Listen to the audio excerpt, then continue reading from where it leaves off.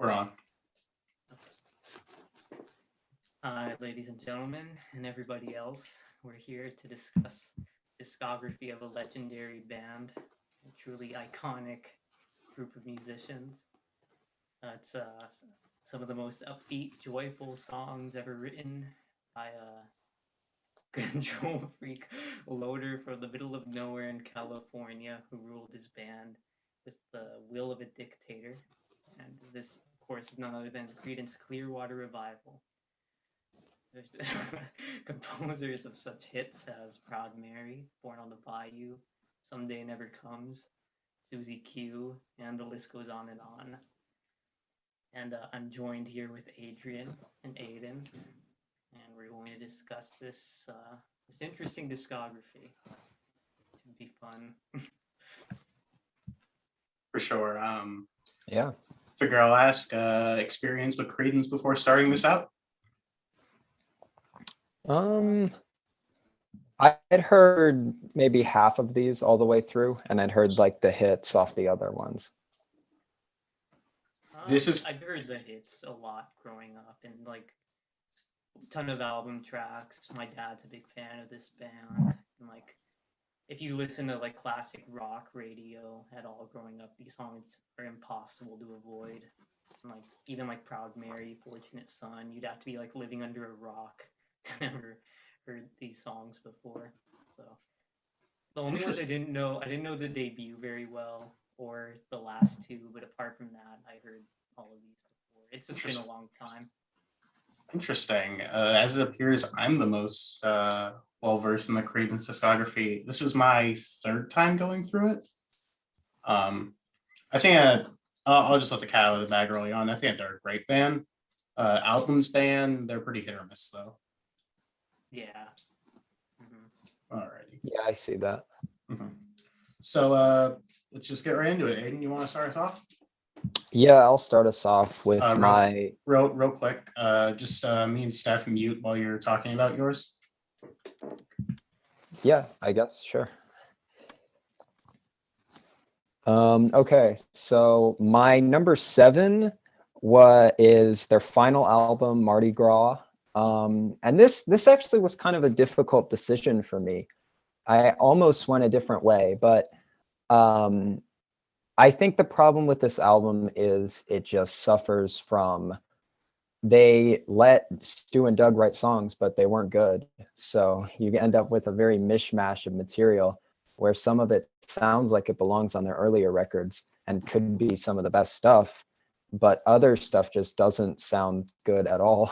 And I don't even think the songs are bad. I think a lot of it's the production. I listened to like a live album they did shortly before they broke up, and they had some Mardi Gras songs on there, including ones where Stu was singing, and they sounded fine live. So I think I blame the like terrible production on it. But the reason why it was hard for me is because it does have my favorite Creedence song, which is Someday Never Comes on it. And I think without this song, the rating would be significantly lower. But as it is with that song, but with also a lot of like filler and kind of hit or miss stuff, I'm going to go with a 2.5 star rating. I'm not going to lie to you. Mardi Gras is a few spots higher than me, but you're pretty fair, except I think the record sounds fine. I don't have an issue with the production, personally speaking. I'd argue it's maybe a little bit thinner than their previous few, but past that, it's fine. Probably because they don't have the rhythm guitar. That's true. That sort of loses a little bit of their character stuff. Yeah, Mardi Gras is my last spot too, but okay. It wasn't as bad as I thought it was going to be. Okay. I have it at 3 out of 5. So I really love the John Fogerty songs on it. They're really good. I really, really dug the opening track. It's like a really great, like Buck Owens, like type of country song. The opener's really good. Yeah, I like that one. I thought the production was pretty good. I love I really like John's guitar sound on it. Sounds nice and dry, but it works in the mix pretty well. Stu's singing is I feel like he would be a good singer if he wasn't trying to imitate John, honestly. he just sounds really hoarse and gravelly, and like on Door to Door, and Take It Like a Friend. It's like it's almost good. It's just like there's certain parts where he gets all like hoarse and gravelly or whatever, and it's just like, ugh. Yeah, I agree. He's frequently like almost good. I'd agree with that. Yeah. And then Doug, on the other hand, I think he has a nice voice. It's just like the only It's just his songs are kind of Country, boring. his vocal on that sound is terrible. He sounds drunk or something. That was like the only time I really like Doug singing. I mean, their songs were they're okay. They're just a little bland, you know. They're not terrible though. But like the big thing that bugs me most about this album is this: it's so depressing. Like the entire time I was just getting like a strong like midlife crisis vibe from like these songs. Is like all the lyrics are all about like sailing away from like your problems and looking for a reason to like make it through the day. It's just like a whole vibe of I really hate my life right now. Somebody help me. Well, when you're in a band with people that you just can't stand, I think that's fair. That's what you want to write for. True. Yeah. It just makes for like a very depressing album experience. I love how obvious in Sail Away Stu is talking about Fogerty. And it's like Fogerty is producing the album. He's producing your tracks. Why do you think the vocals sound so bad? It was revenge. Honestly. Okay. Well, I'm going to be the one contrarian that doesn't put Mardi Gras at the bottom. However, I don't think that this is what you would think I'm putting at the bottom. For me, the bottom is easily Willie and the Poor Boys. Here's my issue. This is easily their most overrated album. I think Down in the Corner is pretty good. I think that the record is so boring. It's so whatever until Fortunate Son. Fortunate Son is very clearly the standout from that first batch of songs, and the rest are just fine.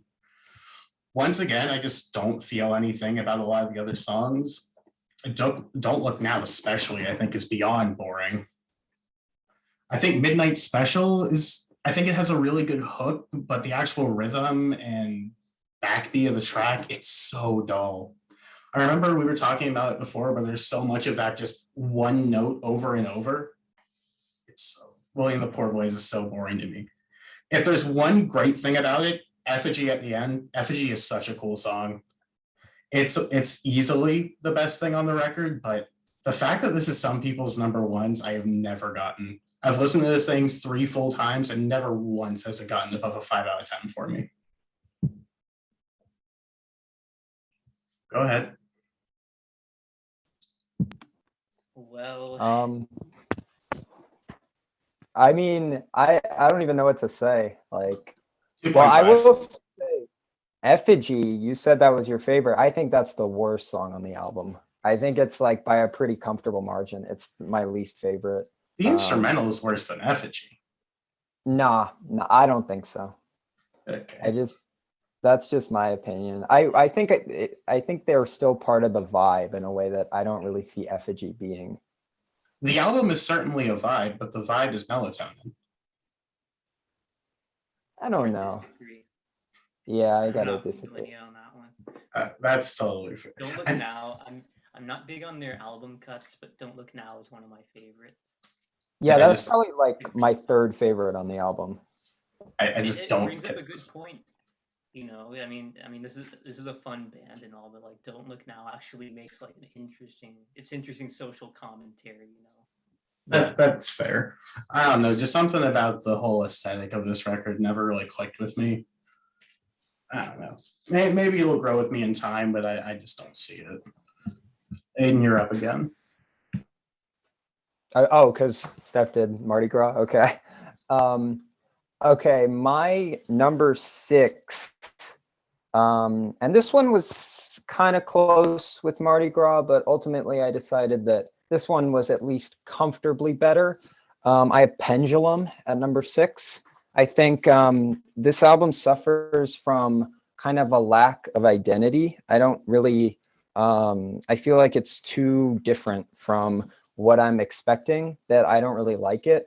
And I also think it's too long in a way that a CCR album shouldn't be. Um, I do really love Have You Ever Seen the Rain? It's probably my second favorite CCR song, which is interesting because my two favorite songs are what I think of on their two worst albums. So that's kind of an interesting thing, I guess. And also, this album has Rude Awakening as a closer, which I think is the worst song in their entire catalog. I just think it's incredibly boring. Nothing happens for like 6 minutes, and it's even worse than Stew. I mean, it actually manages that. But I think having Have You Ever Seen the Rain, Hey Tonight, that's good stuff.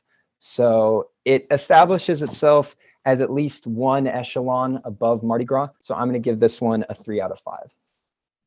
Well, I gotta say, I don't think I agreed to a single word that you just said there. Fair. All right. My number 6 is also Pendulum. I also have it at 3 out of 5. And oh man, this album was boring. I mean, I Mardi Gras was at least memorable in how much of like a train wreck it was, you know.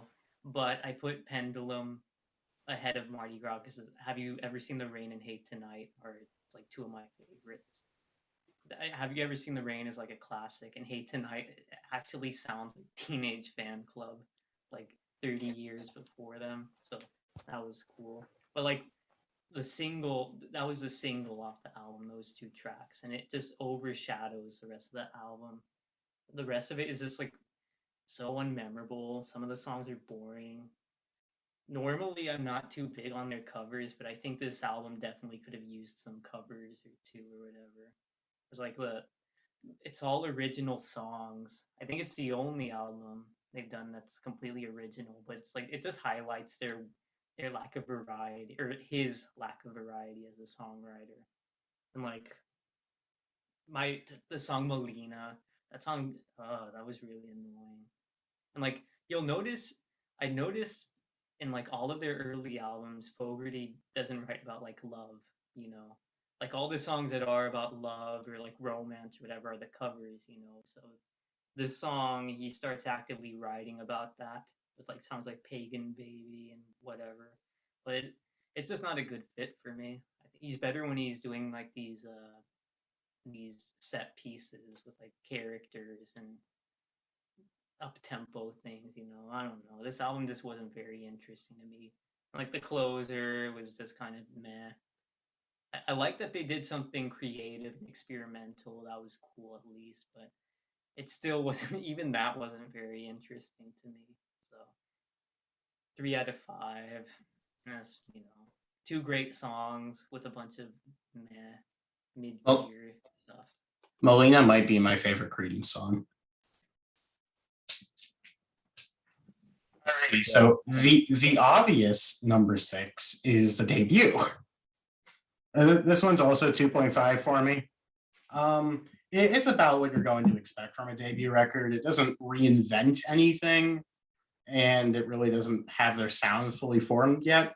I think I Put a Spell on You is pretty great, and I love the closer Walk on the Water. I meant to check out the Gollywogs version, but just never got time. The guitar on Gloomy is pretty good, but everything else, it's whatever. It's fine. It's a somewhat decent bluesy psychedelic record from the time. It's a 2.5 for me. It's okay.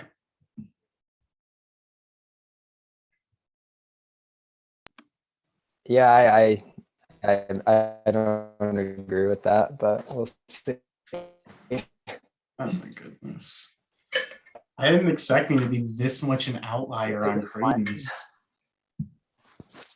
Unless Yeah, Steph I has mean- something to say, you're up. Okay. My number 5 is it's gonna be this one was actually pretty easy to separate from my top 4, but my top 4 were a little difficult. But this one kind of separated itself as being a little worse. I'm going with Green River as my number 5. I think this album kind of suffers from kind of being in between because I don't really think it has the same energy as their first two albums. but I also don't think it shows them at like the mastery that I think they attained with their next two.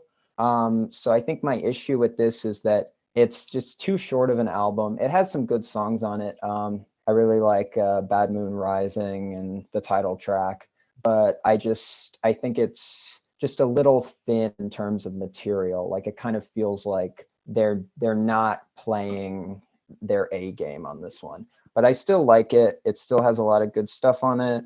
So I'm going to give it a 3.5 out of 5. Yeah, that's a pretty fair review overall. Yeah. I don't It'd have be much. a hard ranking to do, honestly, because like the first three albums, especially, are pretty similar. So it's like, Yeah. at I least for honest, me, the vibe and stuff was pretty similar. So it's kind of like it's tricky to give these a star rating. I'd say that they have similar sounds, but they're all fairly different records in concept. The first one's kind of more just sort of the first one's kind of more just individual tracks, just sort of doing a little bit more of their poppy material out from coming out of the Gollywugs. Bayou Country is a lot more jammy, and I'd argue Green River leans more into sort of like a singer-songwriter type of territory almost. I think Green River's like the poppiest of their early stuff, I would call it. I'd probably agree to that. But I still like it, I gave it a pretty decent score, I'd say. Yeah, it's still coming up for me, so. I'm next, right? Okay. My number 5 is the debut. I have it at 3 out of 5. It's fine, I mean, I don't know. The covers are okay. Susie Q's never been one of my favorite of like their big hits. It's just too long. I don't really. They're not CCR aren't like the Grateful Dead. Where that you have like musicians who like all kind of improvise or whatever. They're all kind of very. It's simple songs and like there's just I don't know. The jams aren't very interesting to me because like they're good musicians, but they're not amazing musicians. Like these are all songs that anybody could like really learn fairly quickly after like maybe a month or two of playing guitar. But yeah, a lot of the songs just go on forever. They haven't really found their style yet. The originals are pretty forgettable, honestly. Um, I feel like they do a good job on the covers, but for the most part, I think all of the original versions are better, honestly. I Put a Spell on You. I prefer Screamin' Jay Hawkins version. My favorite cover is the Nina Simone version, personally. I think it's much better than the CCR version. Susie Q, the Dale Hawkins original, is a rockabilly classic. I like that one way better. Plus, it's only 2 minutes, not 8 minutes long, so that's a big plus. And 99 and a half won't do. That was originally Wilson Pickett. Again, much better song. It's a soul type of thing. The only track that really grabbed me was the closer, Walk on the Water. I thought that song was really cool. But apart from that, it didn't do much for me. It's good though. It's listenable. It's just not very memorable. How do you feel about the Hocus Pocus cover of I Put a Spell on You? I don't know it. Is that from like the Disney movie? Yeah. Oh yeah, I haven't seen that in years. Yeah. It's a classic though. Yeah, I'd say my CCR version, honestly. My favorite version of I Put a Spell on You is probably the Van Morrison version. I think that's a really good one. I like the CCR one fine, but that's my favorite. I think Van sings it a lot better than Fogerty does. That's fair. Fogerty does a great job. I'm not saying his singing on it is like bad or anything. It's just I like one a little bit more. That's one of my favorite vocal deliveries of his. I think that he's really able to I think he's really able to elevate that song with his vocal style. I think it lends well to the lyrics. Yeah, I know. I agree. Okay. Well, I'm not crazy. Number 5 for me is Mardi Gras. However, it's still only 2.5. It's a weird record, and it's easily one of the most overhated albums of all time. I really like Looking for a Reason. Someday Never Comes is fantastic. it doesn't matter who does the song, but Hello Mary Lou is always going to be a classic. I don't have any issue with the Stu Cook songs. I honestly kind of like Sail Away and Door to Door to a degree. But the Doug Clifford songs, they are so much worse to me. So they're Willie and the Poor Boys debut level of just knock me out. There's nothing interesting about them at all. And the way that he sings it, he sounds like how I would imagine a grizzly bear to talk. And it's like, oh, it's so bad. I think that the record sounds fine. I don't really get what you're saying with the production, but once again, it's fine. It's a mixed bag, and I don't know. There's not much really to say about this one. 2.5. I was on tearing up the country. I was like actually like laughing while hearing it because I Yeah, love the way he's it's- like mumbling like tearing up the country. Blah, blah, blah, blah. He sounds- I He don't sounds know like what he's extremely saying. drunk. It's kind of like whenever Ringo would sing, like at the end of a White Album, compared to all of these other great vocal performances. You just have Ringo with his whole shtick. But Yeah. it's horrible though. Yeah. Well, and just in terms of production, I don't think the whole album's production is bad. I was specifically talking about the way they produce Stu's vocals sounds really bad to me. Like I think they put Yeah, way they're too not much good. reverb on them. And I'm saying I think I've heard the songs live and they sounded good. I just blame that he just slathered it in way too much fucking reverb. Yeah. But This, yeah. this is a good topic to bring up. Did anybody check out any of Creedence Clearwater Revisited? No, because I appreciate my sanity. That should be our next band that we do. Wait, did they Nope. actually record albums? Yeah. Huh? It's like I think it's Stu. I think it's Stu Cook, Doug Clifford, and some other dude. I don't think Tom's in it. I don't remember when it They were- happened. Yeah, well, Tom's dead, I think. Tom is dead. Yes, that is true. I think I heard. But, yeah, I didn't know they made Winston albums. from the That's Cars, crazy. Like it was like And they had guitar to. player for a while, something like that.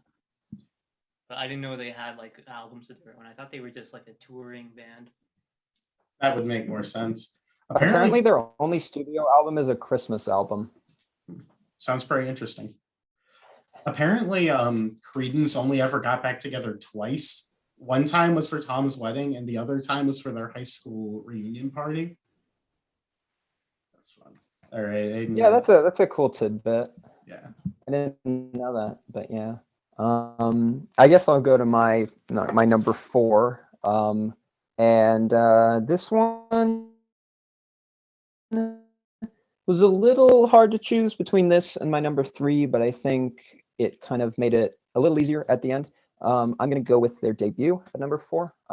I think this is good in that it sets up them as having this very unique sound. It puts them on the path that would lead to later albums.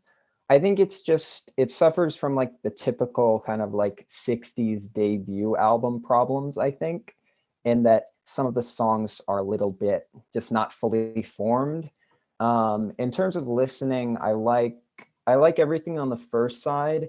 I like Susie Q. I Put a Spell on You and The Working Man. But the only song on the second side I really like a lot is Porterville. It's probably my favorite on the album. I really like how it's got a very deep kind of drum groove and that kind of stuff. But some of the other tracks I couldn't name, like the melody with a gun to my head, like Walk on the Water or Gloomy. I can't remember them. So I don't have much to say because they're very forgettable. But I think it deserves a lot of credit for setting them on the path to becoming a great band. And it has a very unique sound. And so I think that propels it to a pretty comfortable 4 out of 5. I want to point out I was writing down notes for every song on the first 5 records. And for Porterville, I wrote, "It's fine," with a question mark. Okay. Yeah. Yeah. There's not a lot to that debut, I feel. I get why somebody would love it, but especially compared to Bayou Country, I don't get it. I think it has a value as more than just an album. Like I think its whole is greater than the sum of its parts. That's fair. It's a pleasant enough listen. I feel like if it was a little bit shorter, it'd probably be better. Yeah, probably. Alrighty, Steph. All right. The washing machine's going on next door, so if there's a little bit of noise on there, that's fine. But my number 4 is this is the album that Adrian predicted was going to be my number 1 album. I have Bayou Country at number 4 at 3.5, and it's good. This is the jamming again. It was like my main issue with this one. And we mentioned like the one note thing, but like when I think of like a long CCR jam, it's always like this. Like that E7 chord just like hammered away for 8 minutes nonstop with like the pentatonic stuff being played over, and it's just like that stuff bores the hell out of me. You know, I mean, CCR, I mean, they're just a singles band to me, honestly. Like, I feel like more time was spent, the most focus and attention was spent on like the radio singles and everything else, and it shows on like a lot of the albums, and especially this one for me, because yeah, I'm looking at the track list. Yeah, the best stuff was the singles in my opinion. Keep on Tubing. I don't know. I thought that one was lame. You know, it's a fine out. I wanted to like it more than I did because like it sounds good. And Doug and Stu and Tom are a really great rhythm section. They have like a very good R&B style Booker T and the MGs type of groove vibe going on, and it grooves really well. It's just too long and it overstays its welcome for me. So it's an enjoyable listen, but you know, it's just I wanted more from it, and it didn't quite deliver for me. So I give it 3.5 out of 5. Any song with the word Shuglin in it is a mistake. Yeah, definitely. I kind of like it, but I don't think it's amazing. I like that track a good bit. Bayou Country is coming up. It's weird because I thought that the jamming was going to be what would attract you to the record. No, Yeah. I mean for some bands it does. Like I think it's cool when like Jefferson Airplane and Grateful Dead do it, but like that's because their songs have like looser structures. They're written, they're very loose and free form. They're not like very tight, rigid, structured songs like they are on these CCR albums. So Okay. there's CCR style just doesn't lend itself well to that style, in my opinion. That's fair.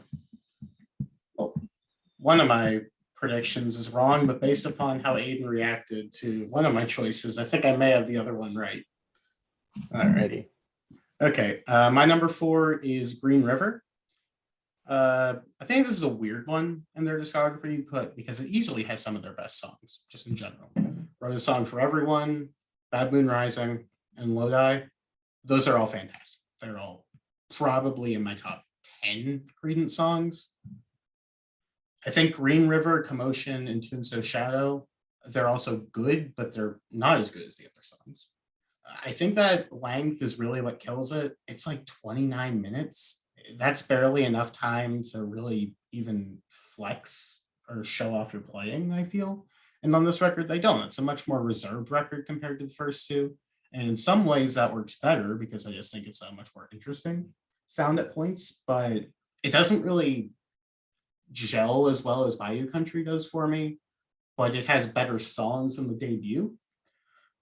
There's sort of a lack of cohesion between some of these songs that holds it apart. It's still 4 stars for me. I think it's a great album, but there are just some things about it that I think are noticeably weaker than the one that came right before it.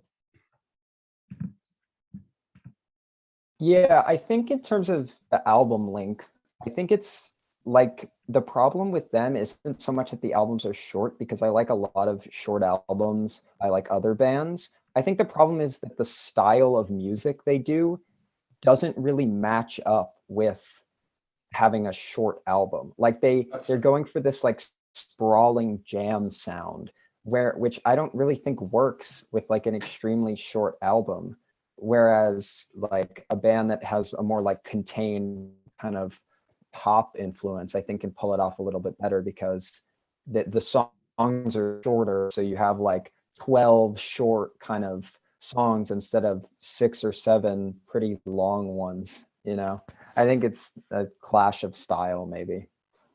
I'd say the idealized length for a Creedence song for me is probably anywhere from 3.5 to 6 minutes or so. I feel like Really, that I gives like them. them shorter, I think. I think that gives them enough time to really show off their playing and really let Fogarty belt out in the way that he does a lot of the time. Because I think that Fogarty is pretty blatantly the best part of the band, right? Yeah, I don't think anyone. I don't know. There are some strong Stu Cook fans out there. Like you? Listen, I feel attacked. I think you're just talking about yourself here. I'm better than these people. I don't know if this is it's talking about, but yeah. I'm gonna start the Stu Cook fan club. We'll get like 3 people in there. I was gonna Yeah, say, and one of them will be Stu. Yeah, yeah. I disagree. I think the shorter format works better for them. That's probably why I rank Mardi Gras higher than the both of you. Is that it was like so short that it made for like an easy listen. Yeah, I And will that's say, just me, you know. even though I had it below, Mardi Gras was easier to listen to than Pendulum because it wasn't so long. Yeah. And But with like a band like them, like once it's longer than 35 minutes, I kind of start to get a little bored and I want to move on to something else. I can see that. yeah. No wonder you still have Green River. All right, you're all right. I'm up for my number 3.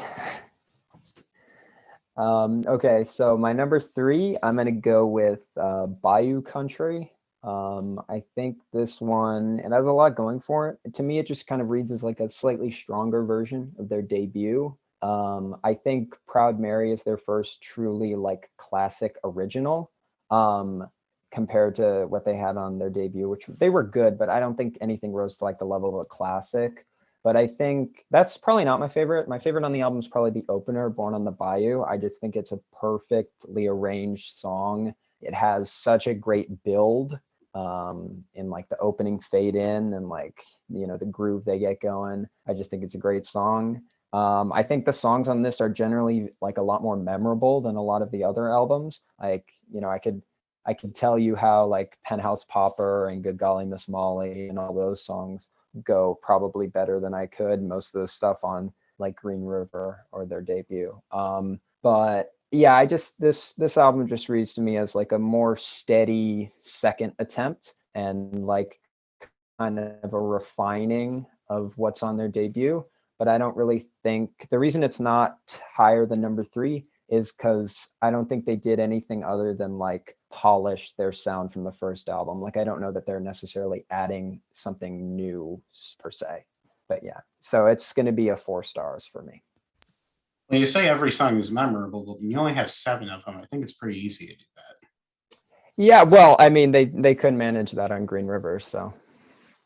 Yeah, you're right. I'd say that the highs on Green River are better than the highs on Bayou Country, though. I disagree, but I think it's pretty close. Mm-hmm. I wrote down in my notes. I think I wrote down either Lodi or one of the other 2 that I mentioned was pretty easily their best song up to that point. But yeah, Lodi's a pretty good song. I think it's kind of middle range for their stuff, in my opinion. But yeah, it's what it is. Who's next? Me. I forgot the order. Sorry. Yeah, you're up. Okay. well, I said at the start I was second, so It's yeah, I don't know. Again, these albums are really similar, so it's kind of tripping me up. Like Bayou, like even like the covers of like Bayou Country and Green River look exactly the same, I swear. I swear they were from the same like photo session or something. Probably. They could have done something else. Oh yeah, by the way, what I'm wearing, this is a salute to Green River. I'm wearing green. My room has bad lighting, but which brings me to my number 3, which is Green River. Actually, I have it at 4 stars out of 5, and I don't know, something about this album just it it delivered on what Bayou Country didn't quite do for me. I get like it has this like a cool atmosphere to it. It has like a really outdoorsy vibe. It's like very. I feel like I'm in like a near sitting by a river on like a really nice sunny day when I'm listening to it. And I don't know, it's really nice and short. It's very compact. It's it makes a quick impression, then it leaves, and it's very satisfying. There's nothing. There's no unnecessary moments, I feel. And the songs are just really good. The production sounds really good. Everything's really tight. They're playing really well. Everything works. There's some real classics on it. I like Wrote a Song for Everyone. It's a really nice song. Green River is a classic, of course. Bad Moon Rising. Um, I think this one has my favorite album track, which is Sinister Purpose. I love that song. It has a really cool riff going on. It's a really fun song. It was covered in the 90s by Pavement, actually. And if you listen to Pavement, they kind of have a similar vibe going on. Pavement are kind of like a more unpolished version of like the Creedence Clearwater revival thing, in my opinion. They're both very good humored, on their themes. It's like the more I listen to CCR, the more I see that connection. And Stephen Malkmus, the frontman from Pavement, has said CCR is his favorite band ever. So it helped me like appreciate CCR more. So I really love Pavement. But yeah, Green River is a fine album. I really enjoyed listening to it. 4 out of 5. Yeah, I just had you just said the title, but I'm totally blanking on it. I totally forgot to mention. Sinister Purpose. Yeah, Sinister Purpose. I totally forgot to mention that. That song's fantastic. My door just creaked open. That's funny. Alrighty. Shockingly, me and Aiden actually agree on a placement. That's who it was. My 3 is also Bayou Country. I have it at 4 stars. I think that is a great record, and it is a dramatic step up from the debut. You can already tell, starring on Born on the Bayou, just a much stronger lyrical band, a much stronger band in general, and the jamming is going to be way better on this one. Next song is great as well, but then you go into Graveyard Train, which is good, but man, does it ruin the pacing on the record. You can't just throw in this 9-minute jam as the third song on your 7-track record and think it's gonna be a good decision. It should have been either Graveyard Train or Keep on Shugling, starting and ending the record, and it would have made so much more sense. You see Pink Floyd do it later on Animals, and it works out so great. And I'm not even a big Floyd fan, so. The songs following Graveyard Train are good, but they really don't pick up into the great quality until Proud Mary, which is pretty clearly the best song on the record to me. Just fantastic. And Keep on Shugling is also really good, but I like it closing, but it still jams for a little longer than I'd like it to.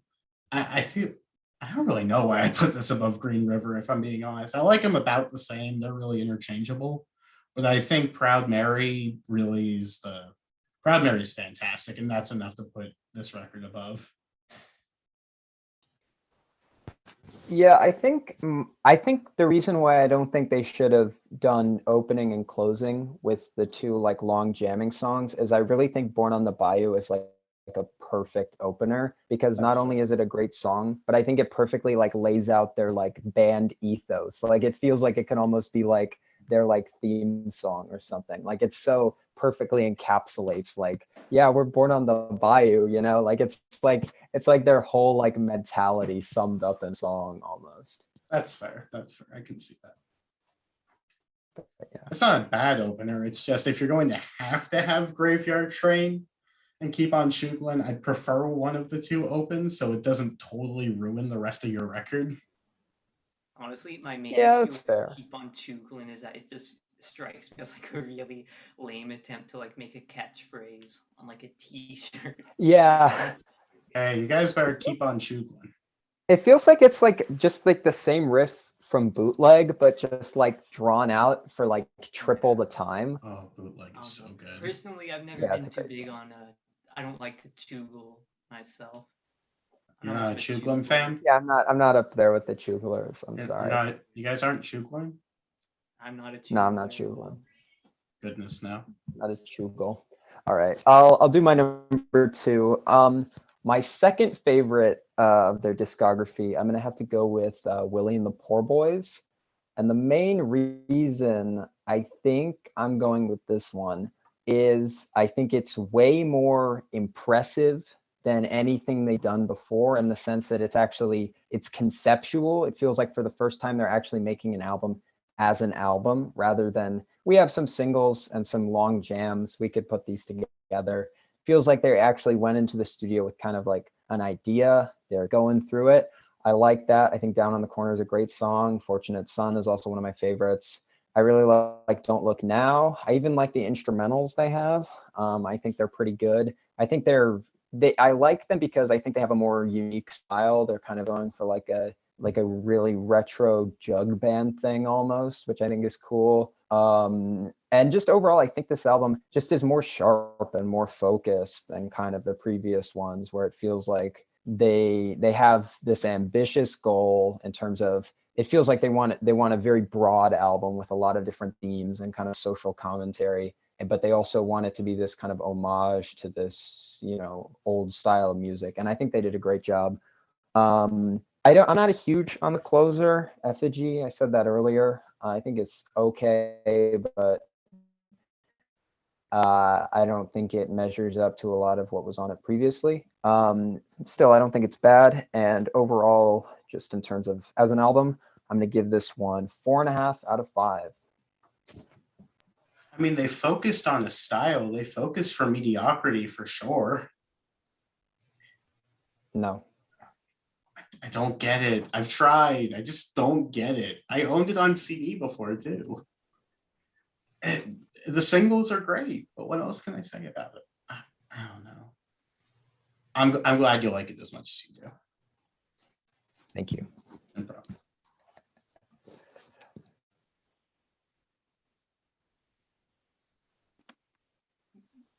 My turn again.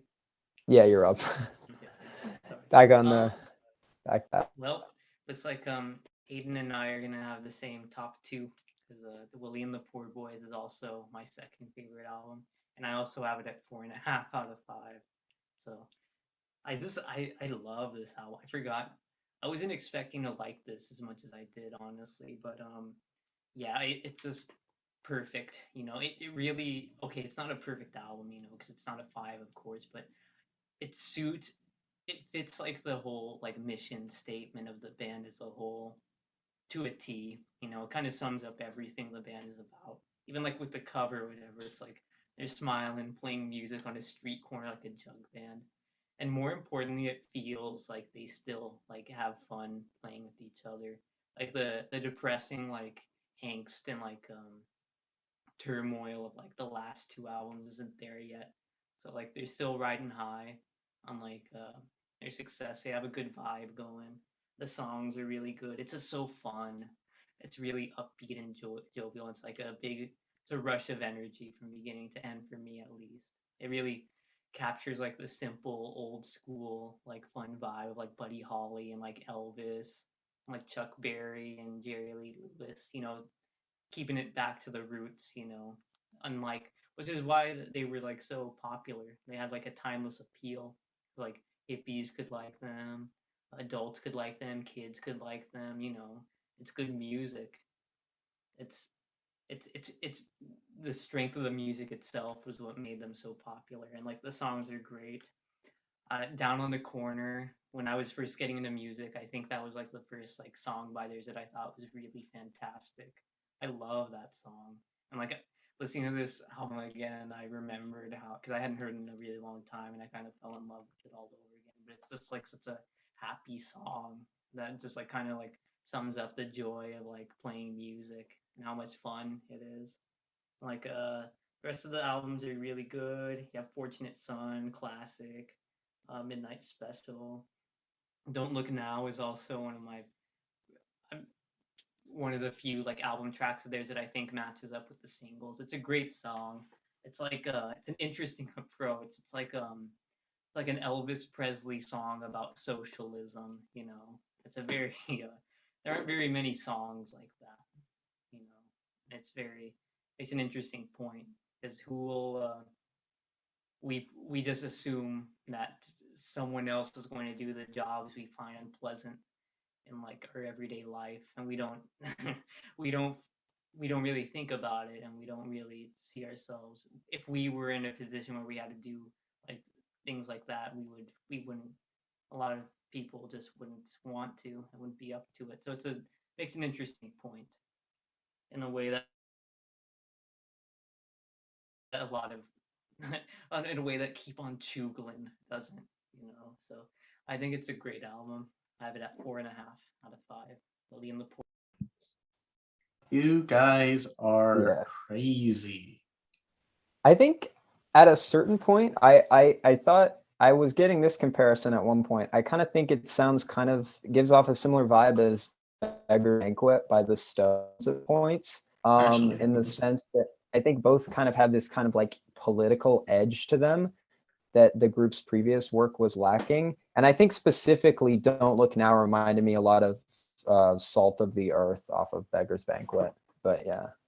Yeah, I see that comparison. I the main difference is that the Rolling Stones have more of like it's a bit more of an anarchist undertones to most of Yeah. what they did, whereas CCR are a little bit more hopeful, you know.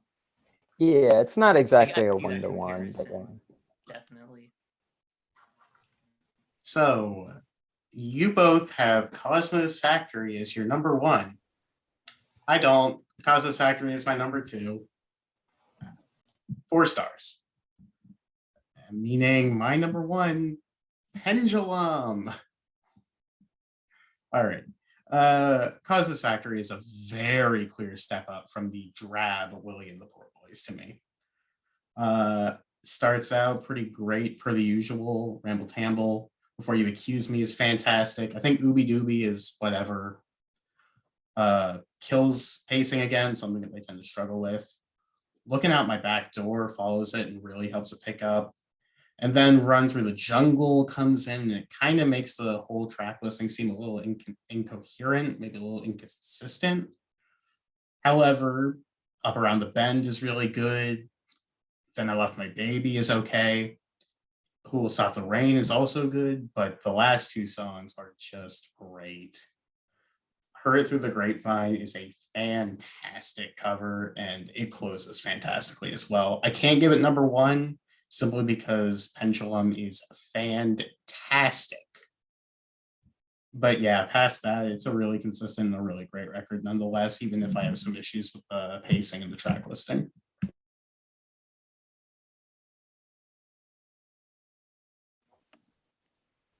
Interesting. yeah. I mean, You know, interesting I really takes. get the impression you really thrive on human misery sometimes. It's a good additive to your life. We were so close to getting it. We were so close to almost all being there. You guys just really had to keep listening to Pendulum. No, I think one was good. I'm not going back.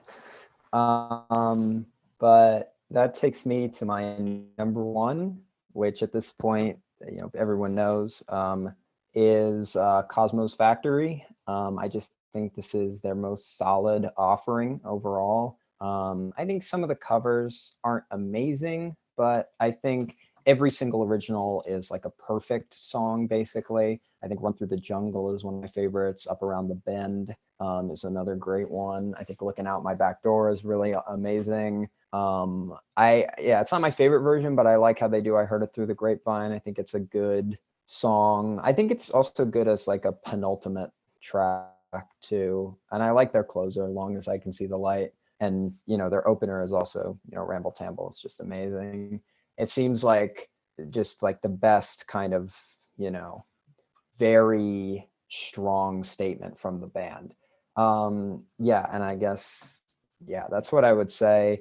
I think it's very clear they just go downhill after this. You know, they went a totally different direction, and then they just imploded on the last one. So I'm gonna give this one a perfect 5 out of 5. All right, yeah, of course. My number one's also Cosmos Factory. I don't have it at 5, but I have it at 4.5 out of 5. But I could see it someday maybe going up to a 5 further down the line. It's just the covers kind of bring it down from me getting a perfect score. I prefer it when like the Beatles and the Rolling Stones, when they did covers, they kind of did their own thing and kind of made it sound different. CCR just kind of like Ooby Dooby and My Baby Left Me. They just stick to the arrangements of the original records exactly, note for note. Like Ooby Dooby, the original's by Roy Orbison. John Fogerty even copies Roy Orbison's guitar solo that he played on the original exactly, which is cool. I mean, as a musician, I love doing that. It's fun to do, but and also it's like in 1970, like it was probably harder to find those records. Now I can just like listen to like one after another immediately in seconds on YouTube or whatever. So that kind of kills the charm of like these cover versions for me. But as a whole, it has the best flow from beginning to end out of any of these albums. I think it starts out strong, keeps the good. The energy is consistent throughout, and then it winds down really nicely with "Long as I Can See the Light." But the originals are just fantastic. The production is really good. Everything sounds really crisp and clean.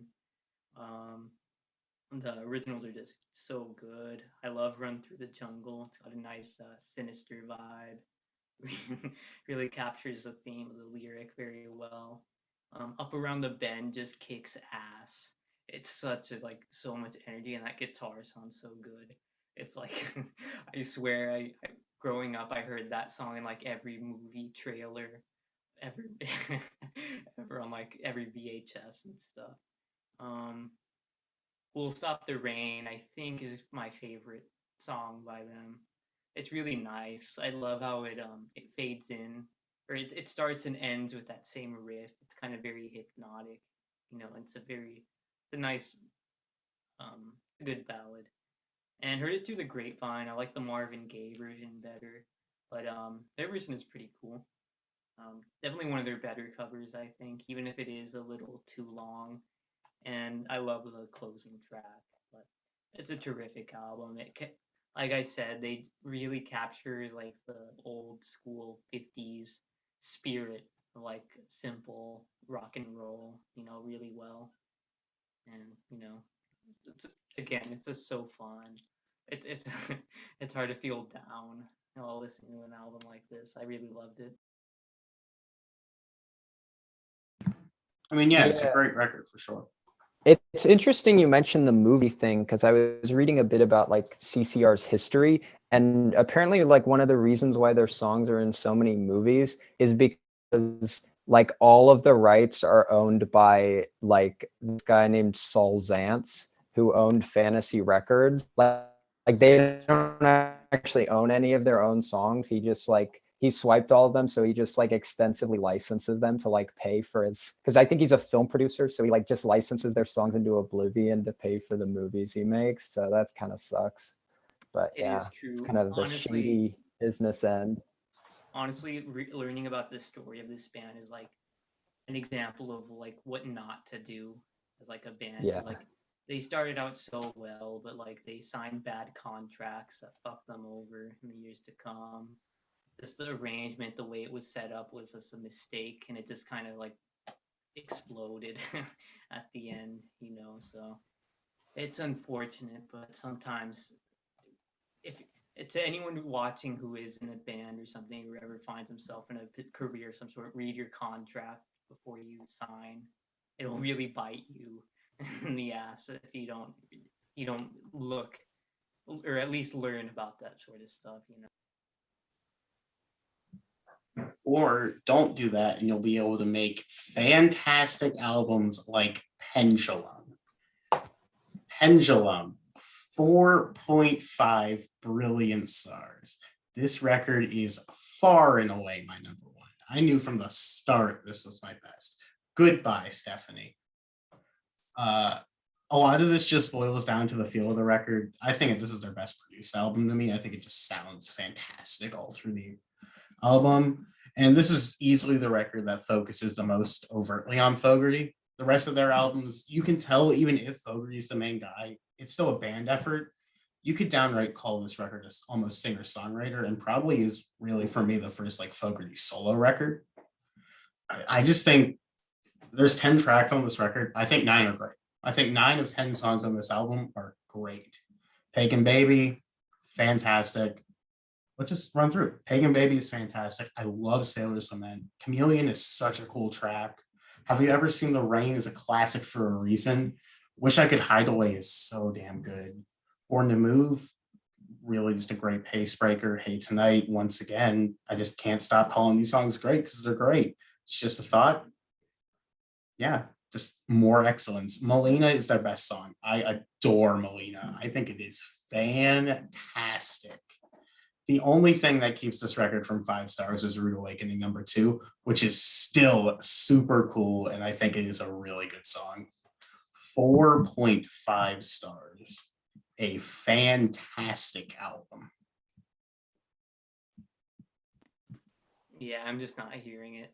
I am, so it's okay. I just don't vibe with it. I mean, my thing is, you mentioned Melina as your favorite. I think if you held a gun to my head, I wouldn't be able to remember how Melina goes. Like, I wouldn't be able to like tell you how the song, like what the melody is. Like, it was just a lot of the material was just very forgettable for me. I think that's the most memorable hook on the album.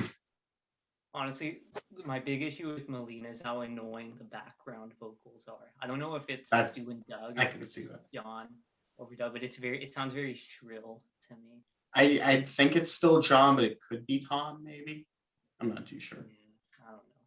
I don't know. I love the song regardless. Normally, I'm not really a fan of like albums that are recorded in like times of like really strong turmoil with bands. It just kind of kills the vibe. I have this problem with the Pixies too, but it just kind of kills the vibe when like that sort of just hangs over the songs, especially with a band like CTR, because their songs, their whole aesthetic is supposed to be like fun, positive, good time music to put on at like a barbecue or whatever.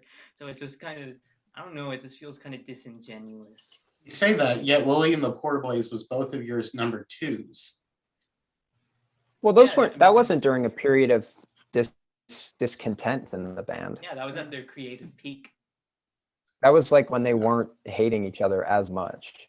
The better music came out when they started hating each other.